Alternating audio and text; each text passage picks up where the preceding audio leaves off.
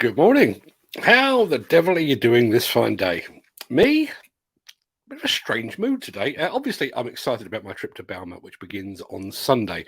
But I'm also now realising that I won't be hanging out with all you lot for a whole week. And maybe my mood has been darkened somewhat by my interview yesterday with the founder of a charity that's using sport to tackle the suicide epidemic that has gripped the UK demolition and construction industry. I'm going to be playing a bit of that interview for you a bit later in today's show, and I'll warn you now, the bit that I'm going to play you is pretty dark indeed.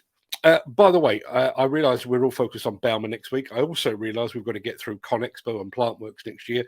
But yesterday, the organisers of the Hillhead Show announced their dates of the exhibition for 2024. So make sure you put the dates 25th, 26th and 27th of June 2024 in your diary now. All things being equal, I'll be there and I hope to see you there too. Now, without further ado, let me roll the intro for the last time for a week, post the question of the day. Don't think I have one. And get the show on the road.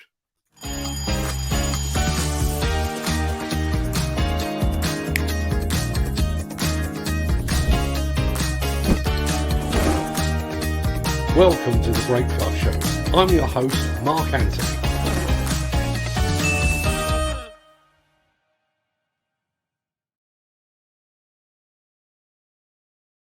It is Friday, the 21st of October, and as that remarkably persistent guy just said, welcome to the Breakfast Show. I am your host, Mark Anthony. In today's show, how one man is tackling the construction sector's suicide epidemic with sport. We're checking out an all-new and remotely controlled drilling rig from Sandvik. Ausa is going electric as we make our final stop on the road to Bauma.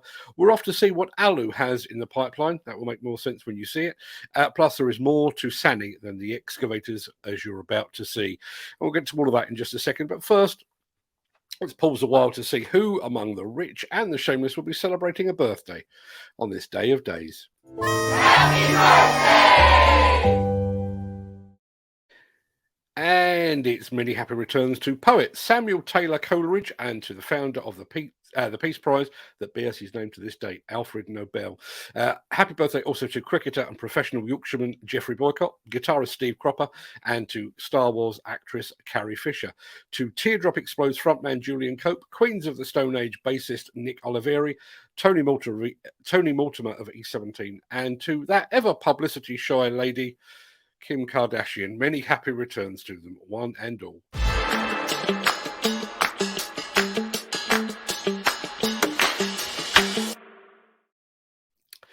As many of you know, I was scheduled to record an interview yesterday with the founder of the mental health charity Construction Sport, a guy called Steve Kerslake. Even though the reason for starting the charity is quite serious, I was expecting a pretty laid-back and upbeat kind of chat. What I got instead was a very stark reminder of just how big the mental health problem is within the UK demolition and construction industry. Now, the full conversation is about half an hour long, which is way too long for this show. So for now, I'm just going to play you a snippet of the show to show you the challenge facing Steve Kerslake and all the others attempting to stem the tide of industry suicides. And as I said at the outset of the show, I warn you now, it's pretty dark. It's getting completely out of control. It's happening on sites. I know literally a company in central London, tier one contractor, they had a guy cut his own throat on the building site 6 weeks ago. Not a thing has been said outside of the realms of that, but I know because I know a few guys on the ground there. There's been, and that same company had someone last year do the same thing, but with a noose around his neck, unfortunately. But it's just not being spoken about. Whereas if that was a guy who was crushed by a pack of bricks or something because they're broken off a crane, the national press are all over it, and all the construction magazines and brochure outlets are all over it. But it is completely accepted now that they kill themselves every day. That there's nothing to report on really. That everyone is, but how is that morally right? That's why it baffles me that as an industry we can sit there and say we do a 2-day course now. What can help this? And if people are aware of it, they'll save lives. And then if they call certain helplines, they'll get it. But it's a minimal amount of people who ring helplines.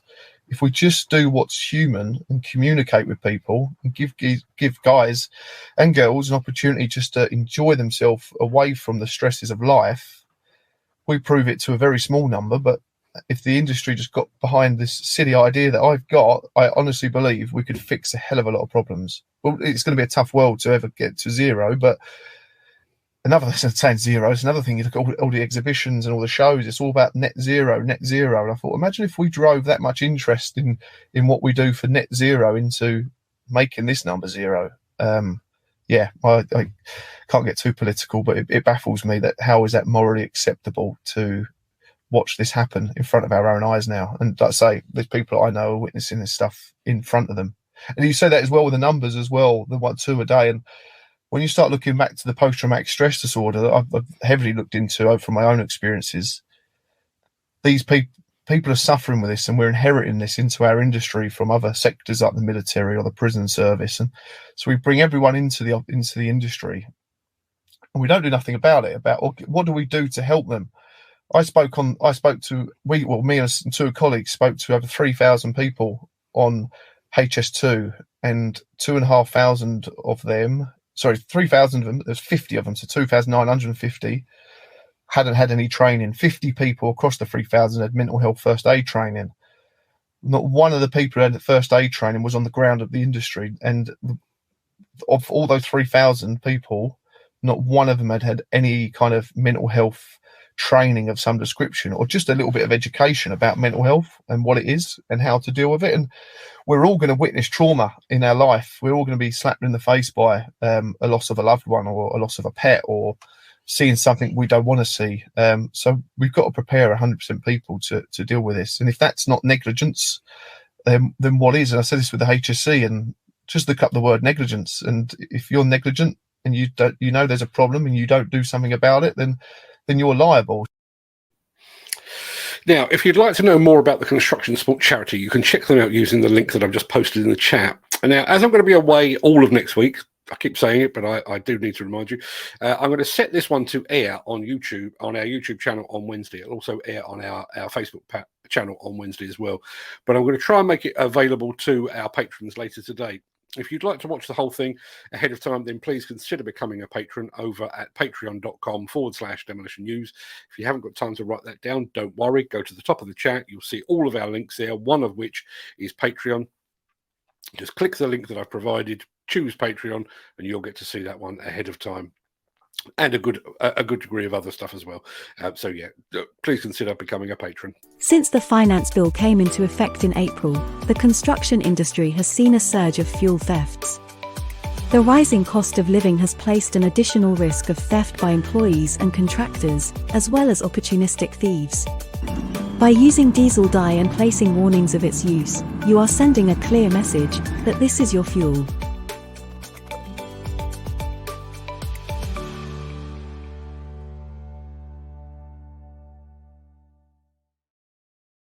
Despite the fact that it lives on the very periphery of my key area of interest, I find mining equipment endlessly fascinating. Massive machines, equipment designed to operate below ground, and machines like this.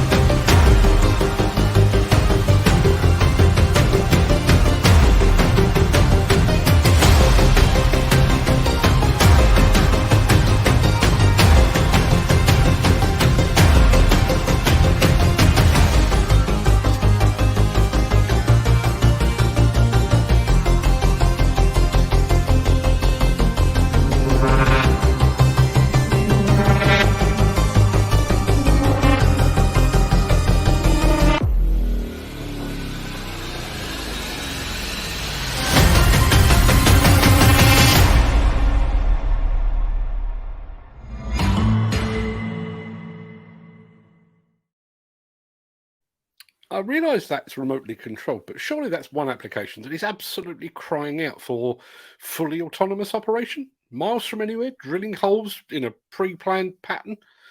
What do you think? Love to hear your thoughts.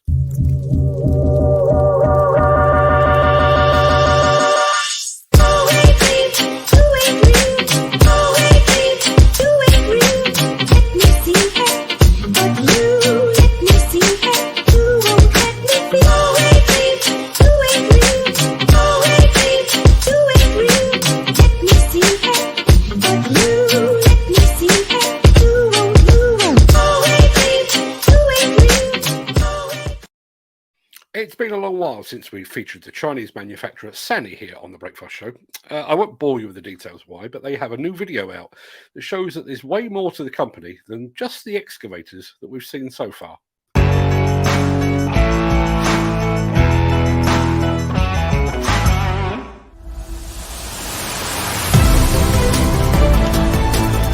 To meet European construction and development demands, Sany offers high-quality construction and port equipment in Europe for a very competitive price-performance ratio.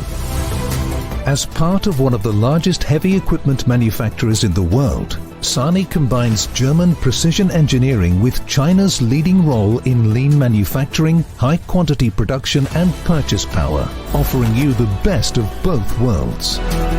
Sany Global started as a welding company in 1989. Just 3 decades later, it employs over 50,000 people worldwide, operating in more than 120 countries. Sany came to Europe in 2008 and soon located to Bedburg, smack in the center of Europe. After acquiring Putzmeister, sales and service of port machinery started, followed by construction machinery. We initiated our own rental business for construction machinery and further extended our full lineup portfolio with compact wheel loaders. Together with our dealer network, we offer sales and services all over Europe, including spare parts and after-sales services, all facilitated from our 140,000 square meters Bedburg premises.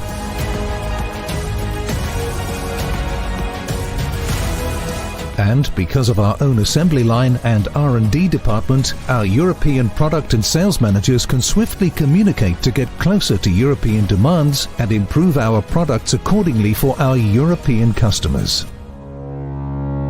Being the first heavy equipment manufacturer in the world ranked as Lighthouse Factory, we're leading in productivity, sustainability, agility, speed to market and customization. As an innovative young European company with an increasing portfolio, implementing technologies from the fourth industrial revolution further shows our enormous potential for growth. And that's how we move more.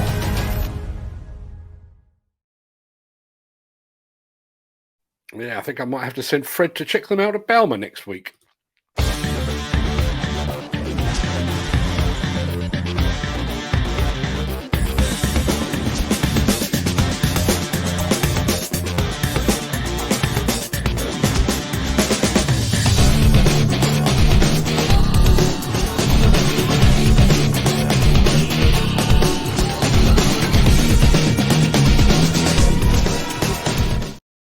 And speaking of Bauma, and I feel like I've done very little else over the past couple of months, over more than 2 months, we've featured more than 40 new machines, attachments and systems that will be on display at the Messermünchen showground next week. But now our road to Bauma slot has reached its final destination, and it's appropriate that we should end our journey with one of a huge number of machines that will be on display at the show that are now running on electricity.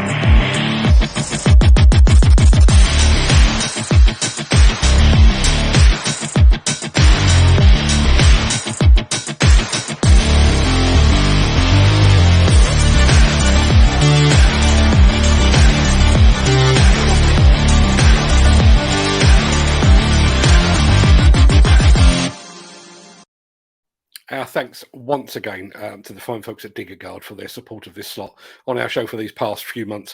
For the final time, at least for now, I've posted a link to Diggerguard in the chat. Please go and pay them a visit. Please tell them I sent you, because I'd like to get them back on board at some point in the future. The Miller GT series heralds a new era of unrivaled power and cutting-edge intelligent coupler technology, increasing job site safety, machine versatility, and productivity. It's the added versatility that you need at the value you can afford. To find out more, visit millergroundbreaking.com. Earlier today, our private WhatsApp group lit up with a video showing a man narrowly escaping a trench collapse. If you'd like to join that group, by the way, you'll find all our links at the very top of the chat. I digress. At their worst, trenches are notoriously dangerous. And yet, at their best, they display the skill of the equipment operator and the ingenuity of the equipment manufacturers as well. Like this.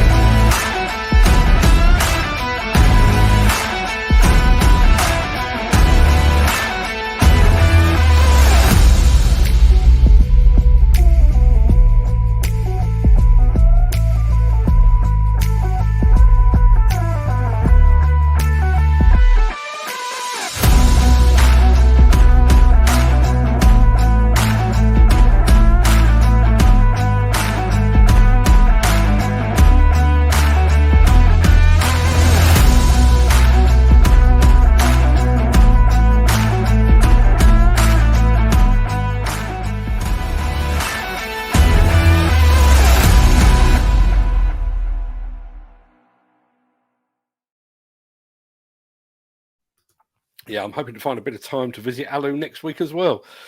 The hit list is enormous. But if you'd like to know a bit more about Allu, see a bit more Allu action, be sure to check out the video that our friend Nick Drew produced during his recent trip to Finland.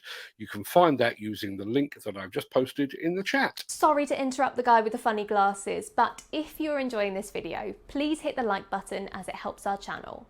Or, better still, share this video with a friend or a colleague. Thank you. Right. Back to Beardy. Right, that pretty much wraps up the main part of this morning's show, and it wraps up this show for the next week too. My Bauma bag is already half packed, and in about 48 hours, I'll be back on German soil ahead of the Bauma Diggerfest. As I mentioned earlier, our interview with Steve Kerslake at Construction Sport will drop on Wednesday, just to keep you entertained. In addition to that, please be sure to follow us on our Instagram channel, so you can follow my adventures at the Messermunchen live and in person. In addition to that, I'm going to remind you very quickly that with Halloween now fast approaching, you can still listen to the world's only demolition-based ghost story. At least I think it's the only demolition-based ghost story in the world, and it's called The Girl with the Green Coat. I wrote it and recorded it several years ago, and I bring it back out and give it a good shake, get the cobwebs off once a year around about the Halloween time. If none of that works for you, then please try to be here on Monday, the 31st of October, as we celebrate our 400th show in the company of Builders Conference CEO Neil Edwards. I would imagine that show will be largely dominated by stuff from Bauma as well, so be sure to tune in for that. But for now, that's it. I'm going to roll the outro in just a second before leaping gazelle-like over into the chat to see what you're all saying today. If you can't stick around for that, then please stay safe. Look after yourself, your family, your friends, and your colleagues. Have a great day. Have a great week. And thanks for watching. But if you do have the time and the inclination, I'll see you on the other side of this.